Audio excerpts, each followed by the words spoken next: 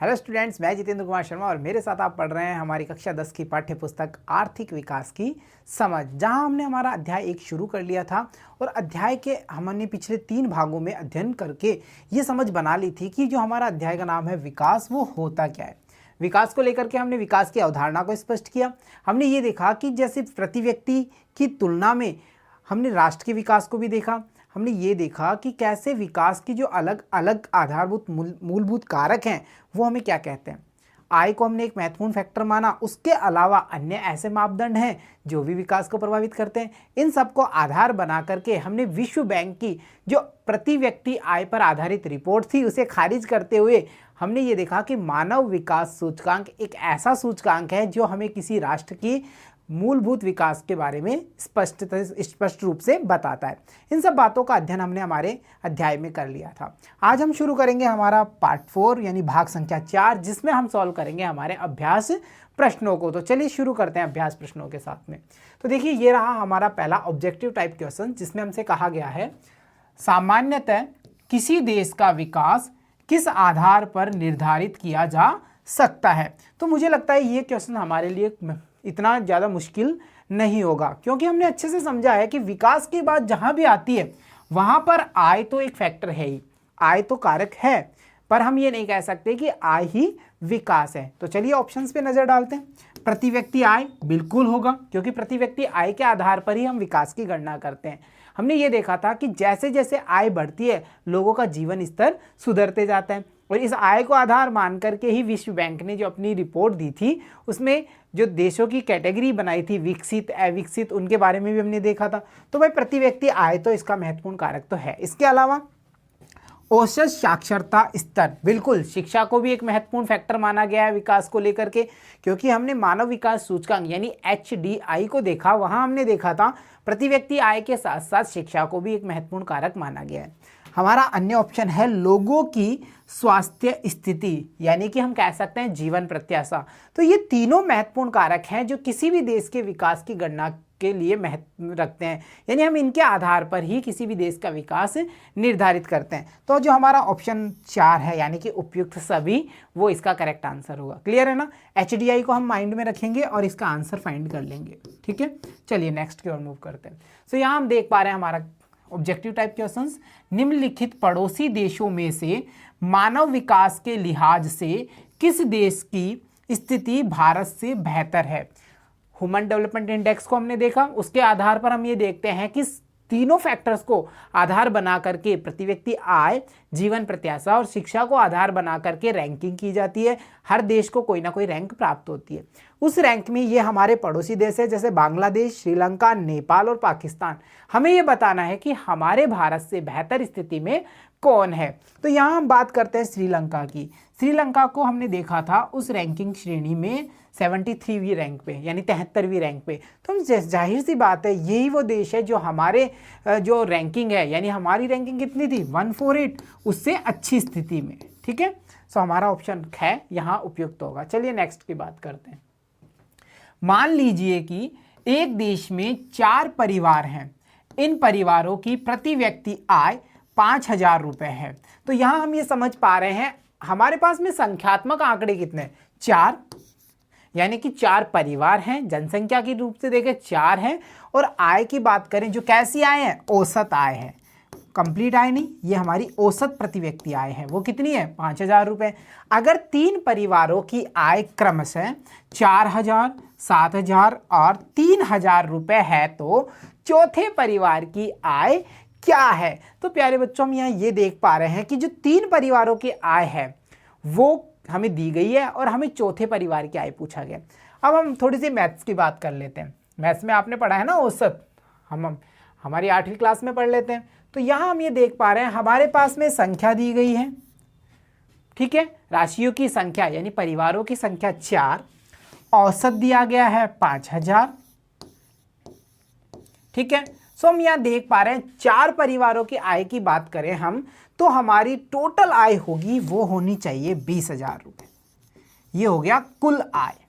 कुल आय ऐसे ही तो प्राप्त की जाती है, औसत गुणा हमारी राशियों की संख्या और हमें टोटल नंबर प्राप्त हो जाता है। सो यहाँ पे टोटल आय होनी चाहिए 20,000 रुपये। अब हमारे पास जो आंकड़े हैं वो देखिए 4,000 और 7,000 कितना हुआ 11,000, उसके बाद में 3,000 और, तो ये टोटल हो गया हमारा अमाउंट 14,000 रुपये। कितना लेस पड़ रहा है भाई, अब हमारे पास में तो 20,000 बनने के लिए पड़ रहा है कम 6,000 रुपये, 6,000 ही बाकी है ना। तो ये 6,000 किसका है, ये है हमारे चौथे परिवार की आय। तो चलिए ऑप्शंस में चेक करें, 7,500 नहीं भाई ये तो है ही नहीं, 3,000 नहीं ये भी नहीं होगी, 2,000 रुपये नहीं ये भी नहीं होगी, ऑप्शन घ आप देख सकते हैं वो है हमारा 6,000 रुपए। तो औसत आय हमें यहाँ दी गई थी, जनसंख्या की संख्या हमें यहाँ दी गई थी, परिवारों की संख्या मतलब जनसंख्या को इंडिकेट कीजिए, और 3 आंकड़े हमें उपलब्ध थे, चौथा हमें फाइंड करना था, वो हमने बड़े इजी तरीके से फाइंड कर लिया। यहाँ ये जो सवाल है हमारा, ये हमारा औसत प्रति व्यक्ति आय को रिलेट करके पूछा गया है। चलिए नेक्स्ट की ओर बात करते हैं। यहाँ हम देख पा रहे हैं अगला क्वेश्चन है हमारा, विश्व बैंक विभिन्न वर्गों का वर्गीकरण करने के लिए किस प्रमुख मापदंड का प्रयोग करता है, इस मापदंड की अगर कोई है तो सीमाएं क्या है। तो देखिए जब हम विश्व बैंक की बात करते हैं, अगर हम यूएनडीपी की बात करेंगे तो वहां पे हम एचडीआई की बात करेंगे यानी मानव विकास सूचकांक की, पर यहाँ अगर हम वर्ल्ड बैंक की बात करें यानी विश्व बैंक की बात कर रहे हैं तो वहां पे हमें पता है सबसे महत्वपूर्ण फैक्टर उसने माना है केवल आय को, और इस आय के आधार पर वो यूएस डॉलर में आंकड़े निकालता है। 48,500 विकसित देशों में आएंगे, 2,500 यूएस डॉलर या उससे नीचे का अमाउंट है वो अविकसित में आएंगे, भारत का 6400 डॉलर चल रहा है भाई, तो वो चीज हमारी मध्यम आय वाले में आएगी। तो इस हिसाब से हम ये मान रहे हैं समृद्ध देश या अविकसित देश, ये सब बातें वो करता है किस आधार पे करता है भाई, आय के आधार पे। तो हमें पहले क्वेश्चन का आंसर मिला यहाँ पे कि इसका प्रमुख मापदंड केवल आय है, यानी वो विकास को किससे नाप रहा है, आय से नाप रहा है। आगे हमसे बात करी है इस मापदंड की अगर कोई है तो सीमाएं क्या हैं। भाई काफी सारी सीमाएं होंगी, आय के आधार पे हम किसी भी देश का स्पष्ट वर्गीकरण विकास के रूप में नहीं कर पाएंगे। क्यों नहीं कर पाएंगे भाई, महत्वपूर्ण कारक तो है आय, हमने चैप्टर में भी देखा था, परंतु हमें यह पता नहीं चलता कि उस आय के आधार पर निकाली गई जो प्रति व्यक्ति आय है वो वहां के निवासियों के जीवन स्तर के लिए सटीक बैठ रही है या नहीं। कैसे कह सकते हैं, याद कर लीजिए हमारी तालिका देश क और देश ख वाली, जहां हमने देखा था 5-5 जनसंख्या को लेकर के मासिक आय देखी थी। वहां हमने देखा था एक देश ऐसा है जहां पे ना तो ज्यादा गरीब है ना ज्यादा अमीर है, उनका स्तर बढ़िया है। उनकी प्रति व्यक्ति आय कितनी थी, औसत में 10,000 हमने निकाल के देखा। वहीं हमने देखा था कि एक देश ऐसा है जहां सबसे ज्यादा गरीब है और एक व्यक्ति ऐसा है जो 48,000 रुपए मासिक कमा रहा है, उसकी आय का जब हमने रिलेट करके प्रति व्यक्ति औसत आय निकाली तो वहां भी 10,000 आ रही है। अब दोनों का जीवन स्तर की बात करेंगे तो काफी भिन्नताएं होंगी। तो हम ये कह सकते हैं विश्व बैंक का जो मापदंड है वो आय तो है पहली चीज, परंतु जिस मापदंड के आधार पे वो गणना करता है विकास की उसकी काफी सारी सीमाएं। तो हम इसका उत्तर कैसे लिखेंगे, देखिए एक नजर डालते हैं। विश्व बैंक द्वारा राष्ट्रों को विभिन्न श्रेणियों में वर्गीकृत करने के लिए प्रति व्यक्ति आय का उपयोग किया जाता है। स्पष्ट हुआ ना, प्रति व्यक्ति आय के आधार पर विश्व बैंक ने देश को विकसित और अविकसित देशों में विभाजित किया है। प्रति व्यक्ति आय की सीमाएं इस प्रकार हैं। अब इसकी सीमाओं पर नजर डालिए, देखिए प्रति व्यक्ति आय आय के वितरण की व्याख्या नहीं करती, बिल्कुल नहीं करती। तालिका में हमने देखा था देश क और देश ख, हमें लास्ट में जाके ये पता चला था भाई औसत आय दोनों देशों की बराबर है, परंतु हमें ये पता नहीं चला था कि किस देश में अमीर व्यक्ति ज्यादा है किस देश में गरीब व्यक्ति ज्यादा है, यानी ये आय के वितरण की व्याख्या नहीं करती है। आय के समान वितरण के आधार पर एक राष्ट्र दूसरे से बेहतर हो सकता है, बिल्कुल था। वहां पे हम देखे थे देश ख की तुलना में देश ख की स्थिति काफी अच्छी थी, भले ही प्रति व्यक्ति आय समान हो। इसे इसका आंसर मिल गया ना हमें, देश ख और देश ख की दोनों की प्रति व्यक्ति आय कैसी थी, 10,000 रुपए थी, परंतु वहां का जो वितरण था वो काफी असमान था और हमें औसत आय के आधार पर उसका पता नहीं चल पाया था। साथ ही देखिए प्रति व्यक्ति आय आर्थिक विकास का एक अपर्याप्त संकेतक है, बिल्कुल है। हम केवल आय के आधार पर ही किसी राष्ट्र के विकास की गणना नहीं कर सकते। तो ये सारी बैंडेशन यानी ये सीमाएं हैं जो विश्व बैंक की रिपोर्ट को बैंड करती हैं, यानी उसको सीमित करती हैं, जिसके आधार पर आय को मापदंड मानते हुए भी हम नेगलेक्ट करते हैं। ठीक है, चलिए अब हम बढ़ते हैं आगे की ओर और यहां हम देखते हैं हमारा क्वेश्चन नंबर 5। क्वेश्चन क्या कह रहा है, विकास मापने का यूएनडीपी का मापदंड किन पहलुओं में विश्व बैंक के मापदंड से अलग है?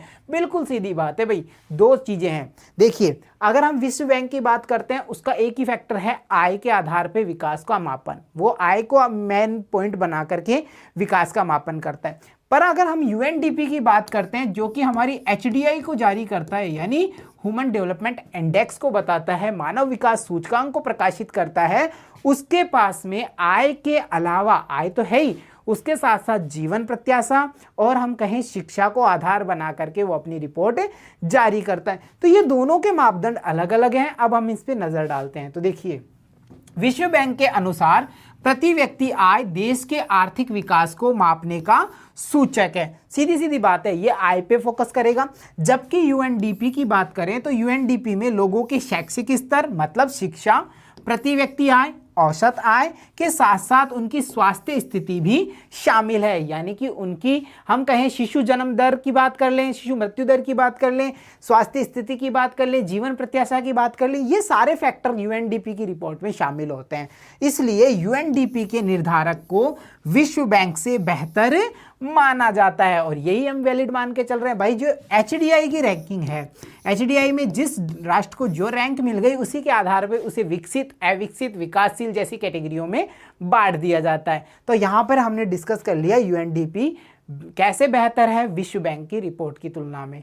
ठीक है, चलिए इसके साथ साथ हम देख रहे हैं हमारा क्वेश्चन 6 क्या कह रहा है, हम औसत का प्रयोग क्यों करते हैं। ठीक है, इनके प्रयोग करने की क्या कोई सीमाएं हैं? विकास से जुड़े अपने उदाहरण देख करके स्पष्ट कीजिए। लो भाई, यहां तो हमारे पास में पूरा चैप्टर ही पूछ लिया। कैसे हम औसत का प्रयोग क्यों करते हैं? भाई, संपूर्ण राष्ट्र की आय है, हर व्यक्ति की आय को हम अलग अलग निर्धारित नहीं कर सकते। हम औसत का वहां प्रयोग करते हैं जिसे हम औसत प्रति व्यक्ति आय के नाम से जानते हैं। साथ ही इसने कहा इनके प्रयोग करने की क्या कोई सीमाएं? बिल्कुल सीमाएं हैं। देश कै और ख की तुलना कर लीजिए, ये इनका वितरण स्पष्ट नहीं समझ में आता। हमें लास्ट में औसत आय तो प्राप्त हो जाती है, परंतु उनका जो वितरण है, देश में कैसी स्थिति है, कितने अमीर परिवार हैं, कितने गरीब परिवार हैं, वहाँ का जीवन स्तर कैसा है, इन सब के आंसर हमें नहीं मिल पाते। ये इसकी बैंडिशंस है। अब हम इसका उदाहरण भी देखेंगे। तो चलिए स्टार्ट करते हैं। देखिए, आय की तुलना के लिए हम औसत का प्रयोग करते हैं। एक देश के लोग दूसरे देशों से कैसे बेहतर हैं? औसत आय की गणना कुल राष्ट्रीय आय को जनसंख्या से भाग देकर की जाती है। यानी कि हम सबसे पहले तो ये स्पष्ट करना चाह रहे हैं कि कैसे औसत आय को हम डेफिनेशन देंगे, यानी औसत आय होती क्या है। भाई, औसत आय क्या है? औसत आय का मतलब है भाई वहां पूरे राष्ट्र में कितनी आय हो रही है और उस भूभाग में कितनी जनसंख्या रह रही है, उनका विभाजित रूप ही क्या कहलाएगा? औसत आय। और इसकी गणना क्यों करनी है? हमें यह देखना है कि कैसे आय की हम तुलना करें, कैसे हम ये इंडिकेट कर सकते हैं कि किस देश के लोग दूसरे देश के लोग से बेहतर हैं। जिनकी आय अच्छी है उन्हें अच्छी मूलभूत सुविधाएं प्राप्त हो जाएंगी, उनका जीवन स्तर अच्छा होगा। तो हम इसलिए औसत आय को काउंट करते हैं, औसत आय का पता करते हैं, जिसे हम कैसे प्राप्त कर सकते हैं? भाई, राष्ट्र की जो संपूर्ण आय है, किसी भूभाग की जो संपूर्ण आय है, उसमें हम उस भूभाग की जनसंख्या का भाग देंगे और हमें औसत आय प्राप्त हो जाएगी। बच्चों देखिए, राष्ट्रीय आय विकास का उचित संकेतक नहीं है। ये बात हम हर क्वेश्चंस में कर सकते हैं। विश्व बैंक की रिपोर्ट को आधार बना करके हम इस बात को क्लियर कर सकते हैं। क्यों नहीं है? यहां से हमें क्वेश्चन सीधा सीधा यही लाइन देके स्पष्ट कीजिए। क्वेश्चन आ गया भाई। देखिए, राष्ट्रीय आय विकास का उचित संकेतक नहीं है, स्पष्ट कीजिए, व्याख्या कीजिए, प्रकाश डालिए, टिप्पणी लिखिए। तो जाहिर सी बात है, हम इसको नेगलेक्ट कैसे करेंगे? हम आधार बनाएंगे हमारी विश्व बैंक की रिपोर्ट को। हम कहेंगे विश्व बैंक हर देशों की तुलना करता है आय के आधार पे, परंतु वहां पर उसकी जो वास्तविक स्थिति है, आंतरिक स्थिति है, प्रति व्यक्ति स्थिति है, वो स्पष्ट नहीं हो पाती। उदाहरण के लिए हम हमारे देश क और देश ख की जो टेबल है उसे मेंशन कर सकते हैं। ठीक है, और प्रति व्यक्ति आय को राष्ट्रीय आय से बेहतर माना जाता है। बिल्कुल माना जाता है। वहां हमने देखा भाई, देश क की बात कर लो, देखो 10,000 एक व्यक्ति की आय है। ठीक है, एक की 9,800 थी फॉर एग्जाम्पल, हम देख रहे हैं एक की 9,200 है। ठीक है, एक की हम बात करें 9,000 है और एक की हम बात कर लेते हैं यहां पे हमारे पास 11,000 आए। औसत आय कितना निकल के आ रही है? औसत आय निकल के आती है हमारे पास में 10,000 रुपए। ठीक है, कैसे ही सारा का टोटल किया हमने, देखा 10, 20, 30 और लगभग 40, 50,000 के लगभग हुआ, लगभग हमारी 10,000 वार्षिक औसत आय आ गई। अब औसत आय की बात हम इस देश की तुलना में करें तो यहां देखिए औसत आय कितना है 10,000, जबकि इसकी आय कितनी है 9,000। तो हम ये कहते हैं कि प्रति व्यक्ति आय को राष्ट्रीय आय से बेहतर माना जाता है। या प्रति व्यक्ति आय की बात करें तो 9,000 है, जबकि राष्ट्रीय आय कितना है 10,000। अब किसे अच्छा मानेंगे, हमें तो फैक्ट किस पे डिपेंड करना है, हमें तो 9,000 पे डिपेंड करना है भाई। उसको तो 9,000 ही मिल रहे हैं, उसका जीवन स्तर कैसा होगा उसका हम पता कैसे कर पाएंगे? अगर हमें ये पता चल जाए कि इस व्यक्ति को शिक्षा कैसी मिल रही है, इसका जीवन स्तर कैसा है, इसका स्वास्थ्य स्तर कैसा है, यानी इसकी जीवन प्रत्याशा कैसा है, तो हमें पता चल जाएगा कि राष्ट्र का विकास की जो स्थिति है, यानी विकास का जो सूचकांक है वो कितना है। ठीक है, तो यहां पे हम ये देख पा रहे हैं कि राष्ट्रीय आय विकास का एक उचित संकेतक नहीं है और प्रति व्यक्ति आय को राष्ट्रीय आय से बेहतर माना जाता है। अब देखिए हम कुछ तुलनाएं कर लेते हैं। पहले औसत की सीमाएं देखते हैं। औसत आय यानी कि जिसे प्रति व्यक्ति आय के नाम से भी जानते हैं, विकास के लिए एकमात्र महत्वपूर्ण कारक नहीं है। एकमात्र केवल विश्व बैंक के हिसाब से है, बाकी हम अगर एचडीआई की बात करेंगे तो ये एकमात्र कारक नहीं है, इसके साथ और कारक भी हैं, शिक्षा है, हमारा जीवन प्रत्याशा है। वैसे ही यह कारक अन्य महत्वपूर्ण कारक आय के वितरण को छुपाता है जो विकास को भी प्रभावित करता है। कैसे छुपा लेता है देख लिया ना हमने। औसत आय कितनी आ रही है, अगर देश ख की बात करें हम टेबल में जाकर के, आपको याद होगा पार्ट में हमने बात की थी, तो टेबल ख में हम ये देख रहे थे 400 या 500 रुपीज का उनका मासिक आय था 4 व्यक्तियों का, और एक व्यक्ति ऐसा था जो 48,000 रुपये मासिक कमा रहा है। जब उस पूरे देश की बात की गई, यानी 5 से डिवाइड किया गया पूरे अमाउंट को, तो हमारे पास में औसत प्रति व्यक्ति आय निकल के कितनी आई थी 10,000। क्या आप ये आशा कर सकते हैं जिस व्यक्ति ने 500 रुपए कमाया है उसका राष्ट्रीय आय कितना या औसत आय कितना दिख रहा है वहां पे 10,000? कैसे पॉसिबल होगा? तो हम ये कह पा रहे हैं आय एक महत्वपूर्ण कारक तो है, परंतु एकमात्र महत्वपूर्ण कारक नहीं है। यह आय के वितरण को छुपा लेता है, यानी कि हमें अंतिम आंकड़े प्राप्त होते हैं, हमें यह पता नहीं कि भीतर कितना डिफरेंस चल रहा है। टेबल जो हमारी वो टेबल है वो सबसे इंपॉर्टेंट है इस फैक्टर को समझने के लिए। देखिए, आय के समान वितरण के साथ उच्च औसत आय को विकास के लिए अनुकूल माना जाता है। बिल्कुल सही है भाई, उच्च औसत आय है उसको आय के वितरण के साथ रिलेट करना चाहिए। हमें ये समझना चाहिए कि आय के अनुसार ही विकास होना चाहिए। जहां हम अगर शिक्षा और जीवन प्रत्याशा को ऐड कर देंगे तो हमें इसका रिजल्ट मिल जाएगा। बच्चों देखिए, उदाहरण की अगर हम बात करते हैं, राष्ट्र की प्रति व्यक्ति आय में वृद्धि हो सकती है और इसके साथ ही आय और धन की समानता में भी वृद्धि हो सकती है। कैसे कैसे हम कैसे समझे भाई इस चीज को? तो देखिए, राष्ट्र की प्रति व्यक्ति आय की बात कर रहे हैं, राष्ट्र की प्रति व्यक्ति आय में हम देखें जब औसत की बात कर रहे हैं उसमें वृद्धि हो सकती है। कैसे होगी भाई? हमने देश ख का एग्जाम्पल हम यहाँ ले सकते हैं।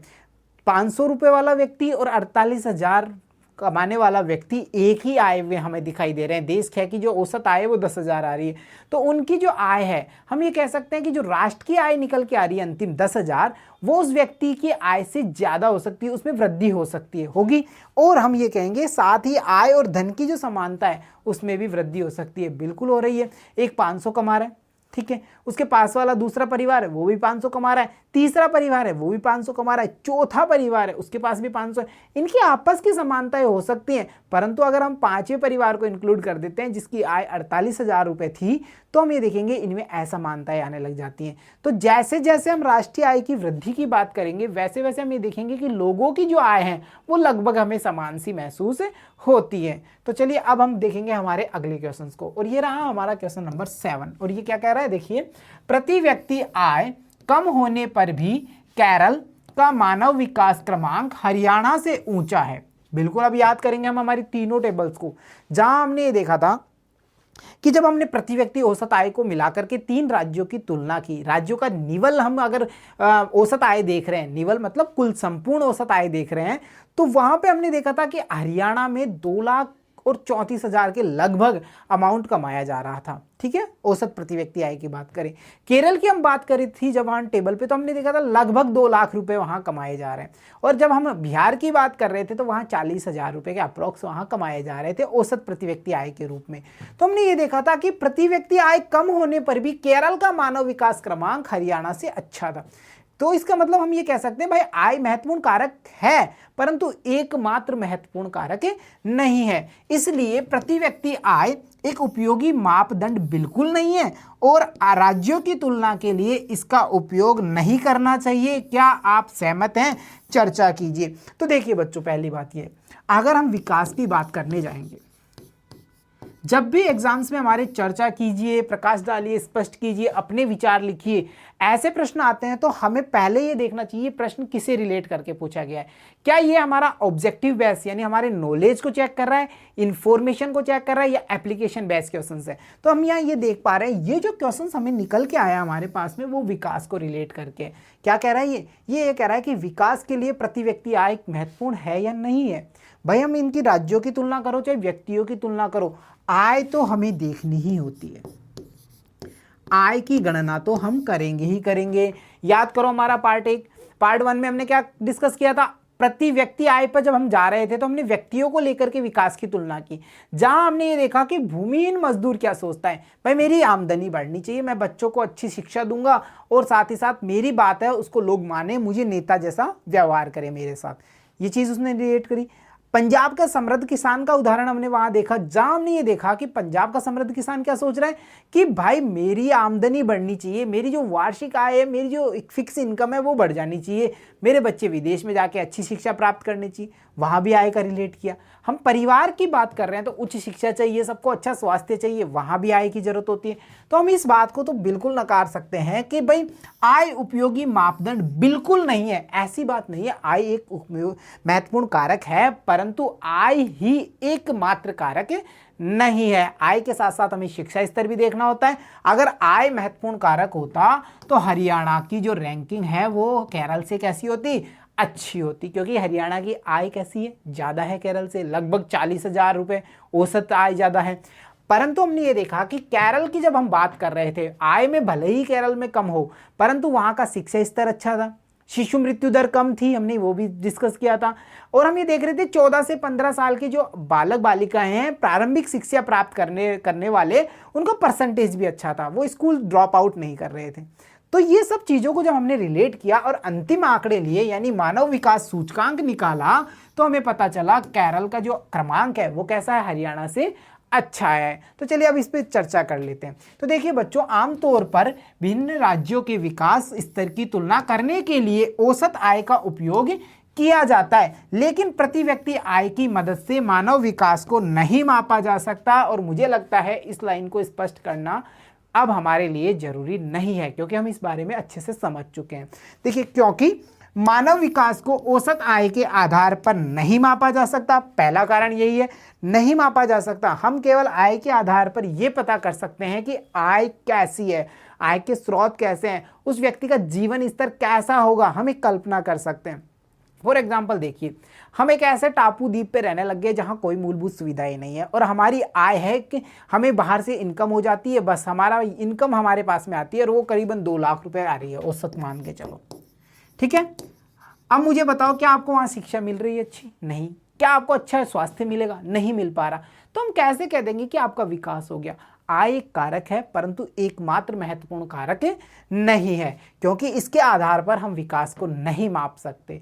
आगे देखिए, शैक्षिक मानक, चिकित्सा सुविधाओं का स्तर, गरीबी और सामाजिक सुविधाएं आदि भी मानव विकास के महत्वपूर्ण संकेतक हैं। यानी हम शॉर्ट में कहें तो शिक्षा, ये हमारी शिक्षा और इसके साथ साथ हमारी जीवन प्रत्याशा, ये दोनों महत्वपूर्ण कारक भी हैं जो आय के साथ साथ विकास के मापन में काम देते हैं। इसलिए केवल औसत आय ही विभिन्न राज्यों की तुलना करने के लिए पर्याप्त संकेतक नहीं है, हम बिल्कुल स्पष्ट कह सकते हैं, परंतु ये महत्वपूर्ण कारक नहीं है, इस बात को हम नकारते हैं, क्योंकि बिना आय के आधार पर हम शिक्षा प्राप्त नहीं कर पाएंगे अच्छी, हमारे जीवन स्तर अच्छा नहीं होगा। तो आय भी एक महत्वपूर्ण कारक है। उदाहरण के लिए हमने देखा था कि भारत में हरियाणा की प्रति व्यक्ति आय केरल की प्रति व्यक्ति आय से अधिक है, लेकिन यदि हम दोनों राज्यों के मानव विकास सूचकांक की तुलना करें तो हम पाएंगे कि केरल में मानव विकास का सूचकांक हरियाणा से कैसा है भाई, बहुत ही अच्छा है, क्योंकि वहाँ अच्छी चिकित्सा उपलब्ध है, वहाँ का जो शिक्षा का स्तर है वो अच्छा है, वहाँ ड्रॉप आउट बच्चों की संख्या भी काफ़ी कम है। इसके अलावा साथ साथ देखिए हरियाणा की तुलना में केरल में लिंगानुपात अनुकूल है, बहुत बढ़िया बात है। इसके अलावा हरियाणा की तुलना में केरल में सार्वजनिक सुविधाएं बेहतर हैं। प्रति व्यक्ति आय के आधार पर हम भिन्न राज्यों के मानव विकास की तुलना नहीं कर सकते। अब स्पष्ट है ना, अगर हमें मानव विकास की तुलना करनी है तो हमें आय को तो देखना ही है, उसके अलावा वहाँ के शिक्षा स्तर, जीवन प्रत्याशा स्तर और हम बात करें तो सामाजिक जो सुविधाएं हैं उन सबको हमें देखना होगा, तभी हम उसको रैंकिंग कर सकते हैं कि भाई किसको क्या रैंक हमें प्रोवाइड करनी है। क्लियर हुआ? तो चलिए अब हम बढ़ते हैं हमारे अगले क्वेश्चन पे। तो क्वेश्चन नंबर 8 हमें क्या कह रहा है, भारत के लोगों द्वारा ऊर्जा के किन स्रोतों का प्रयोग किया जाता है, ज्ञात कीजिए। अब से 50 वर्ष पश्चात क्या संभावनाएं हो सकती हैं। तो सबसे पहली बात देखिए, अगर इस टाइप के क्वेश्चंस हमारे पास में आते हैं एग्जाम्स में तो हमें क्या करना है, सबसे पहली बात होती है जहां हमारा फर्स्ट स्टेटमेंट स्टॉप होता है वहां हमें एक बार स्टॉप होना है और उस पर विचार करना है कि ये कह क्या रहा है, फिर हम उसको रिलेट करके अगले स्टेटमेंट पे जाएंगे। तो देखिए भारत के लोगों द्वारा ऊर्जा के किन किन स्रोतों का प्रयोग किया जाता है। तो सबसे पहली बात है, जब हमने एग्जाम्पल्स देखे थे तो हमने वहां देखा था कि ऊर्जा के स्रोतों में चाहे हमारे परंपरागत स्रोतों, गैर परंपरागत स्रोतों, उन सब का उपयोग हमारे भारत में किया जाता है। तो उन सब के बारे में हम यहाँ रिलेट करके लिखेंगे। उसके बाद में हमसे क्या कहा गया, अब से 50 वर्ष पश्चात क्या संभावनाएं हो सकती हैं, यानी कि आज से अगर 50 साल बाद की बात करेंगे तो इन स्रोतों को लेकर के क्या संभावनाएं हो सकती हैं कि भाई कौन सा सेक्टर है या कौन से स्रोत हैं, किस टाइप के स्रोत हैं जिनका उपयोग बढ़ेगा, कौन से ऐसे स्रोत होंगे जिनका उपयोग हम कर ही नहीं पाएंगे, जो समाप्त हो जाएंगे। इन सब के ऊपर हमें इस क्वेश्चंस के आंसर में राइट करना है, लिखना पड़ेगा। तो चलिए स्टार्ट करते हैं। देखिए भारत में 2 प्रकार के ऊर्जा स्रोतों का उपयोग किया जाता है, जैसे पारंपरिक स्रोत और हमारे गैर पारंपरिक स्रोत। पारंपरिक स्रोत को हम सरल शब्दों में ये कहें जिनका उपयोग हम करते आ रहे हैं, जैसे कोयला, पेट्रोलियम, प्राकृतिक गैस, बिजली, ये सब वो स्रोत हैं जिनका उपयोग हम कर रहे हैं। ठीक है, गैर पारंपरिक की बात करें या हम ये कह सकते हैं ये हमारे नवीकरणीय स्रोतों के उदाहरण है। नवीकरणीय जिनका नवीनीकरण किया जा सकता है, जैसे पवन ऊर्जा, भाई कितनी लोगे, लेते रहो, पवन चक्कियाँ चलाते रहो, ऊर्जा लेते रहो। ठीक है, सौर ऊर्जा, सोलर प्लेट लगाते रहो, सूर्य की ऊर्जा लेते रहो और अपना काम करते रहो। ऐसे ही बात करें बायोगैस, परमाणु ऊर्जा, ज्वारीय ऊर्जा, ये सब वो स्रोत हैं जो हमारे गैर पारंपरिक स्रोतों में आते हैं। तो हमने हमारे फर्स्ट स्टेटमेंट का आंसर तो दे दिया, याद कर लिया ना भाई, हमारे भारत में कौन कौन से ऊर्जा के स्रोतों का उपयोग किया जा रहा है, पारंपरिक और गैर पारंपरिक। अब हमारा अगला स्टेटमेंट क्या कह रहा था, अगला स्टेटमेंट कह रहा था कि आने वाले जो 50 वर्ष हैं उनकी आपको एक रूपरेखा बनानी है। तो देखिए हम क्या कह सकते हैं, आने वाले 50 वर्षों में ऊर्जा के क्षेत्र में अपार संभावनाएं,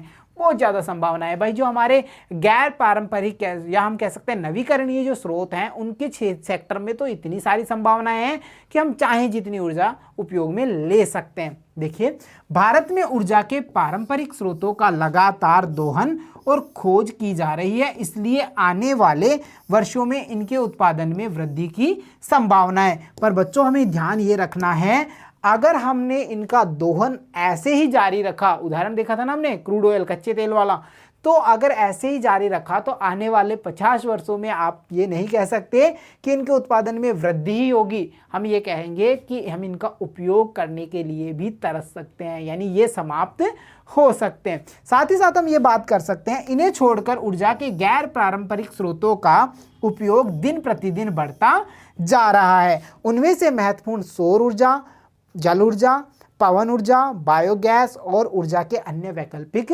स्रोत हैं। तो कुल मिला के हम ये कह सकते हैं सरल शब्दों में कि अगर हम 50 वर्षों की बात कर रहे हैं तो जो ये ऊर्जा के स्रोत हैं उनमें लगातार आज खोजें की जा रही हैं, तो उत्पादन में वृद्धि की संभावना है अगर हम इनका अच्छे ढंग से उपयोग करेंगे तो। ठीक है, इसके अलावा हम ये कहेंगे कि गैर पारंपरिक जो हमारे स्रोत हैं उनमें भी उनकी जो अपार संभावनाएं बढ़ती जा रही हैं, दिन प्रतिदिन हम उनका उपयोग बढ़ता हुआ देख रहे हैं ना। आजकल हम देखते हैं सोलर लाइट्स का कितना यूज़ किया जा रहा है, ज्वारीय ऊर्जा से भी हम देखते हैं इलेक्ट्रिसिटी जनरेट करने की कोशिश की जा रही है, ये सब चीज़ें हम देख पा रहे हैं, तो इनका भी उत्पादन बढ़ेगा। तो आने वाले समय में, आने वाले 50 वर्षों में हम ये कह सकते हैं हमारे भारत में ऊर्जा के क्षेत्र में काफ़ी अधिक संभावनाएं उत्पन्न हो रही हैं। तो चलिए अब बढ़ते हैं हमारे अगले क्वेश्चन पे। और हमारा अगला क्वेश्चन 9 क्या कह रहा है, धारणीयता का विषय विकास के लिए क्यों महत्वपूर्ण है। सबसे पहली बात, धारणीयता शब्द के बारे में हमने चैप्टर में देखा था, विकास की धारणीयता।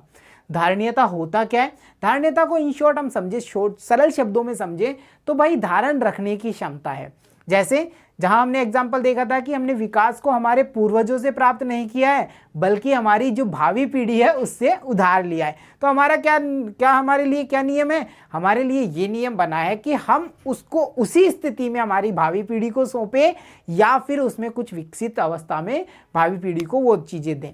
तो यहाँ हम बात कर रहे हैं कि धारणीयता का विषय विकास के लिए क्यों महत्वपूर्ण है। तो जाहिर सी बात है, अगर हम इस चीज़ को यहाँ नहीं समझेंगे, हम विकास के विषय में धारणीयता का उपयोग नहीं करेंगे, सतत विकास की भावना को नहीं अपनाएंगे, तो हम हमारी जो भावी पीढ़ी है उसको क्या देंगे, यानी हम उसको कैसा विकास देंगे, हम उसको तो विकास की जगह विनाश ही सौंप के जाएंगे। तो चलिए इस पे चर्चा करते हैं। तो देखिए बच्चों, सतत आर्थिक विकास का अर्थ है कि पर्यावरण को नुकसान पहुंचाए बिना विकास होना चाहिए और वर्तमान में विकास को भावी पीढ़ियों की जरूरतों के साथ समझौता नहीं करना चाहिए।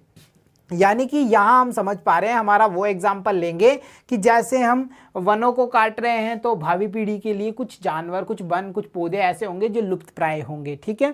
साथ ही साथ हम देख रहे हैं अति दोहन हम कर रहे हैं प्राकृतिक सोर्सेज का, तो वो भी भावी पीढ़ी के लिए उपलब्ध ही नहीं हो पाएंगी।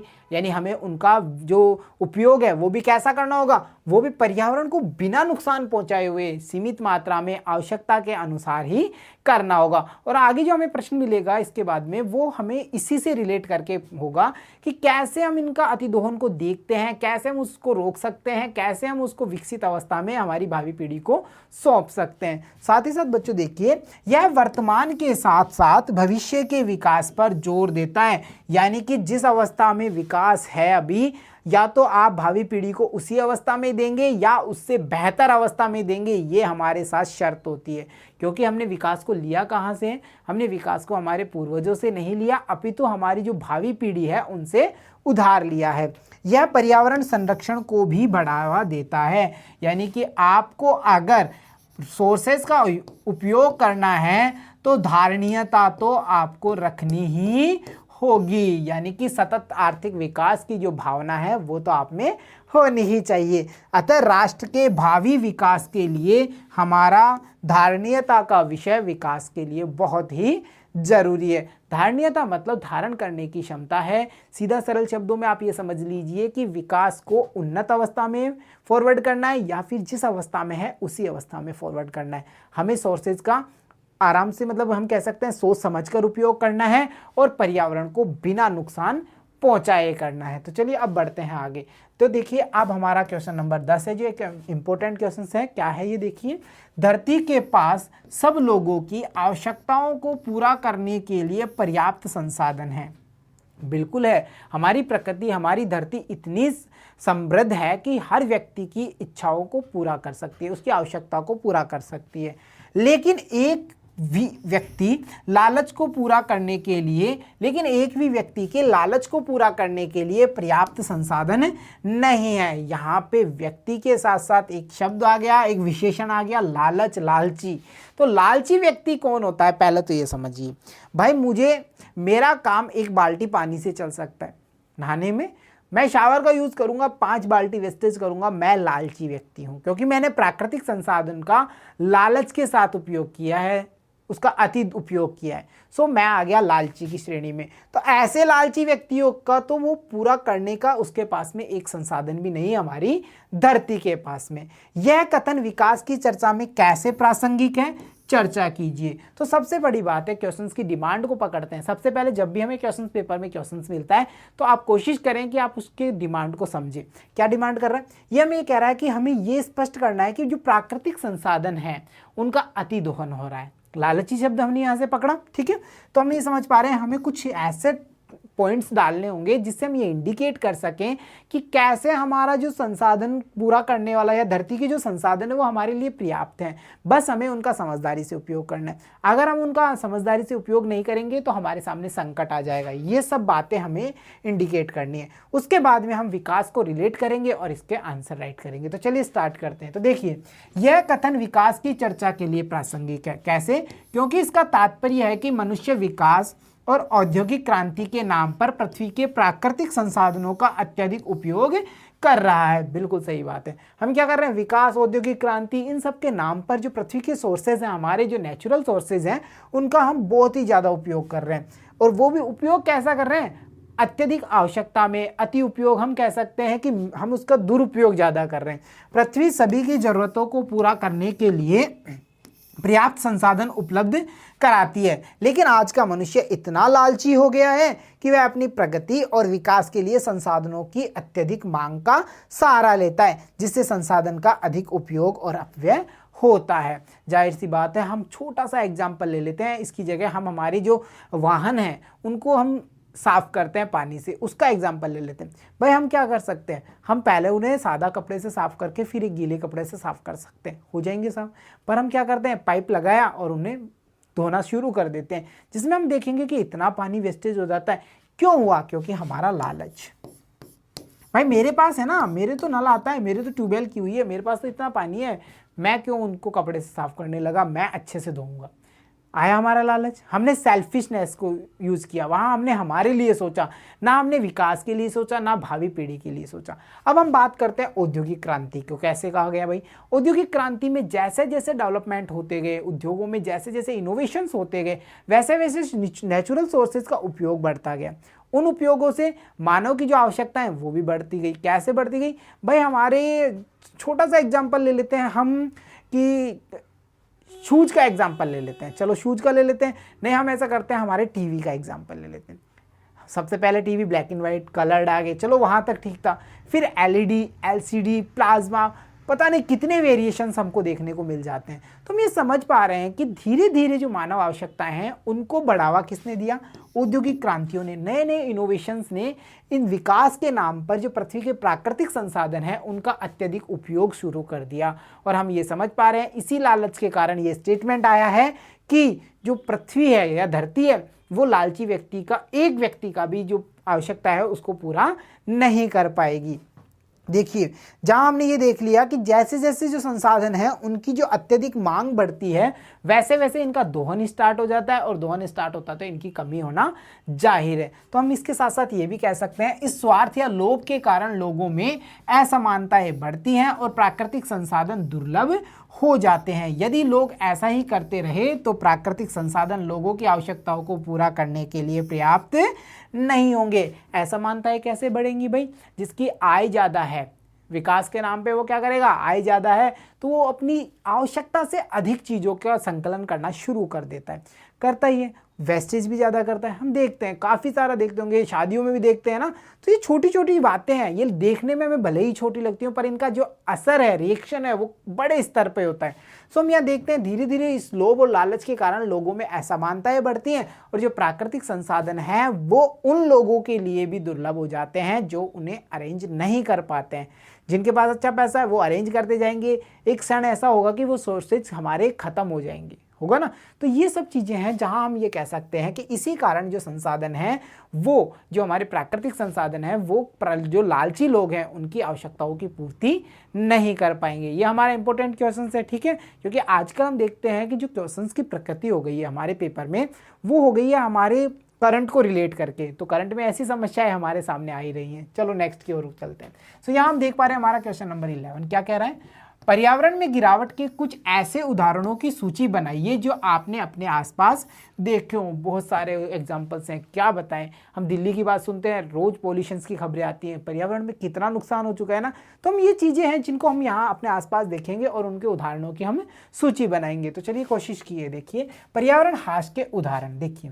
परिवहन के साधनों में निरंतर वृद्धि हुई है जिससे वायु प्रदूषण और ध्वनि प्रदूषण में वृद्धि हुई है। पहली बात, विकास का नाम है पर यहाँ हमारे पर्यावरण को नुकसान हो रहा है। इसके बाद में वो जो हमारे कारखाने हैं उनकी संख्याओं में वृद्धि से जल और वायु प्रदूषण होता है, यहाँ भी प्रकृति का नुकसान है। कारखानों का जो धुआं है उससे वायु प्रदूषण होता है और उसका जो अपशिष्ट पदार्थ है जल स्रोतों में मिलता है तो हमारा जल प्रदूषण क्रिएट होता है।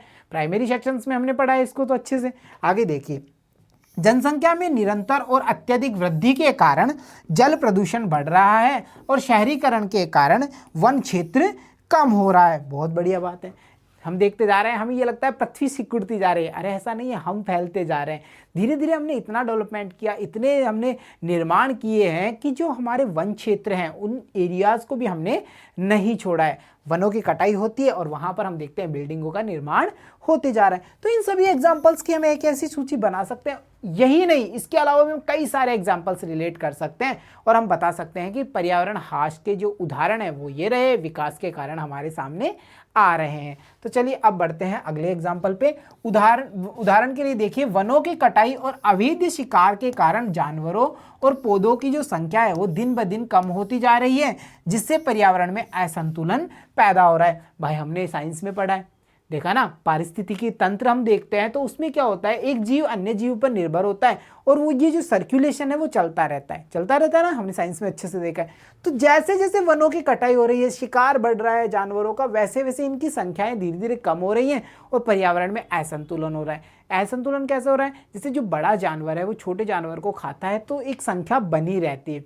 परंतु हमने बड़े जानवर का शिकार कर लिया, और ये चीज़ तो आपने हमारे साइंस में अच्छे से पढ़ी होगी, तो फिर क्या होगा, बड़ा जानवर अब है नहीं तो छोटे जानवरों की संख्या बढ़ने लग जाएगी। तो हमने हमारी गलतियों से विकास के नाम पर हमने पर्यावरण के साथ में काफ़ी खिलवाड़ किया है, जिसके एग्जाम्पल्स हमने यहाँ लिखे हैं और आपने देखे अच्छे से। चलिए अब चलते हैं हमारे नेक्स्ट क्वेश्चंस की ओर। तो क्वेश्चन 12 क्या कह रहा है, तालिका 1.6 में दी गई प्रत्येक मद के लिए ज्ञात कीजिए कि कौन सा देश सबसे ऊपर है और कौन सा सबसे नीचे। मेरे बच्चों एचडीआई की जो रिपोर्ट है उसे आप यहाँ देख पा रहे हैं, कुछ देशों को लेकर के, जो हमारे पड़ोसी देश हैं और भारत है उसको लेकर के।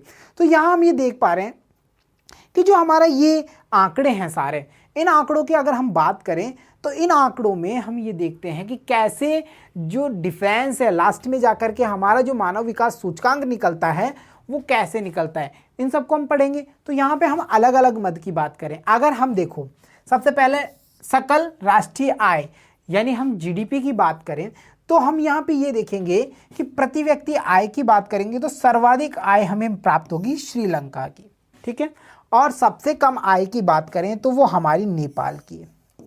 हम टेबल को रीड आउट करना देख रहे हैं। इसके बाद में अगर हम जन्म के समय संभावित आयु की बात करेंगे तो इसमें जो सबसे अच्छा स्थान प्राप्त किया है वो हम देख पा रहे हैं आंकड़ों के आधार पे, वो हमारा श्रीलंका का है, जन्म के समय संभावित आयु।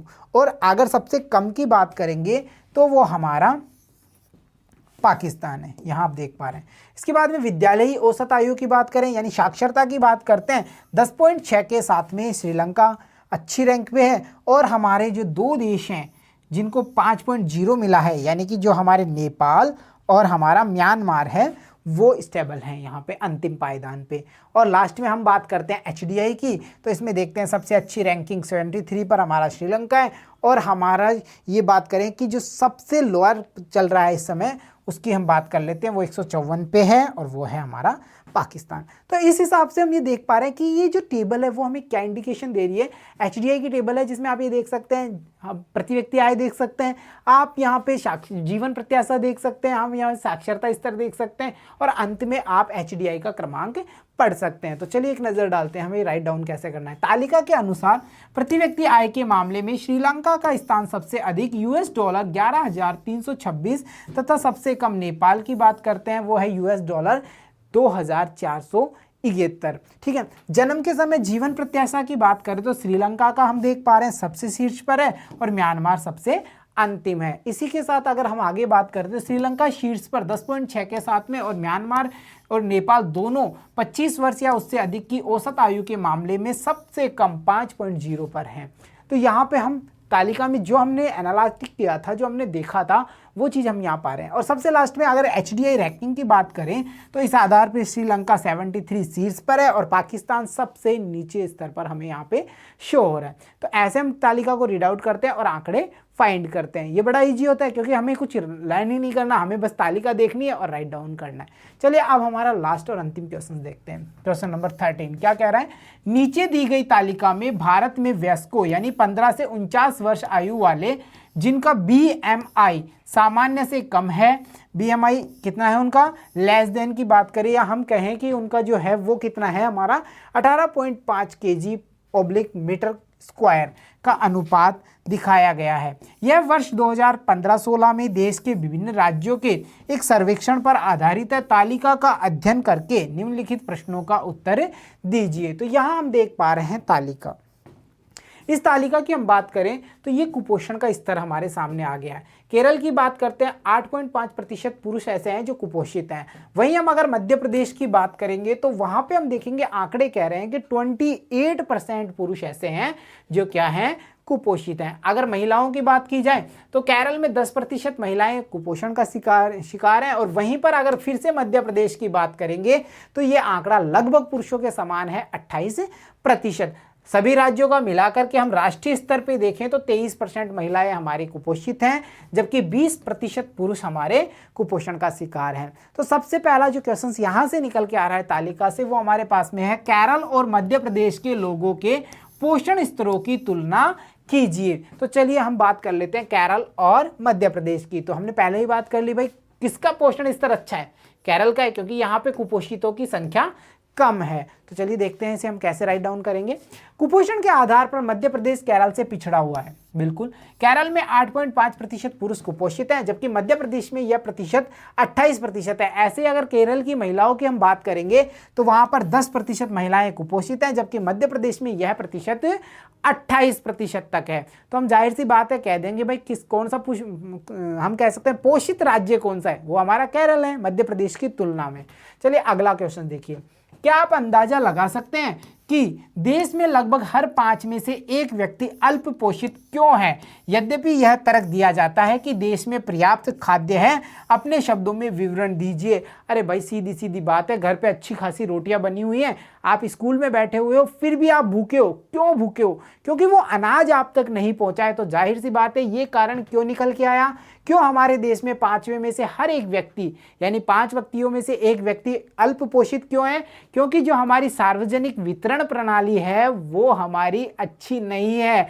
यानी अनाज हमारे स्टोरेज में पड़ा हुआ है, हमारे खाद्य निगम के पास में काफ़ी अनाज है, भंडारण में काफ़ी अनाज है, परंतु उसका उचित रखरखाव नहीं है, वो सड़ गल जाता है। और इसके अलावा हम बात करें जो हमारी सार्वजनिक वितरण प्रणाली है वो भी सुचारू नहीं है। तो चलो देखते हैं क्या हमने सही पहचाना। बिल्कुल, देश में 1/5 यानी 5 में से 1 यानी 5 में से 1 से भी कम लोगों के कुपोषण के शिकार होने के बावजूद पर्याप्त भोजन उपलब्ध है। इसका मुख्य कारण दोषपूर्ण और अप्रभावी सार्वजनिक वितरण प्रणाली है और सभी लोगों को भोजन उपलब्ध नहीं है। तो जाहिर सी बात है हमारे घर पे खाना बना हुआ है, हम स्कूल में हैं पर हमारा टिफिन टाइम पे नहीं पहुंचा तो हम भूखे ही रहेंगे, हमें पोषण नहीं मिल पाएगा। तो ये सारा दोष किसका है? हमारी सार्वजनिक वितरण प्रणाली का। और साथ ही साथ हम यहाँ पे हमारा जो भंडारेज है मतलब स्टोरेज करने का पावर है उसको भी मेंशन कर सकते हैं। तो प्यारे बच्चों ये था हमारा पहला अध्याय जिसका नाम था विकास। विकास को लेकर के हमने अच्छी खासी समझ बना ली और हमारी अभ्यास जो प्रश्न थे उन सभी को हमने अच्छे से सॉल्व कर लिया। आशा करता हूं आपको अच्छे से समझ में आ चुका होगा विकास और विकास की अवधारणा के बारे में। तो प्यारे बच्चों देखते रहिए, सीखते रहिए। मिलता हूं आपसे अगले चैप्टर के साथ में, तब तक के लिए धन्यवाद बच्चों।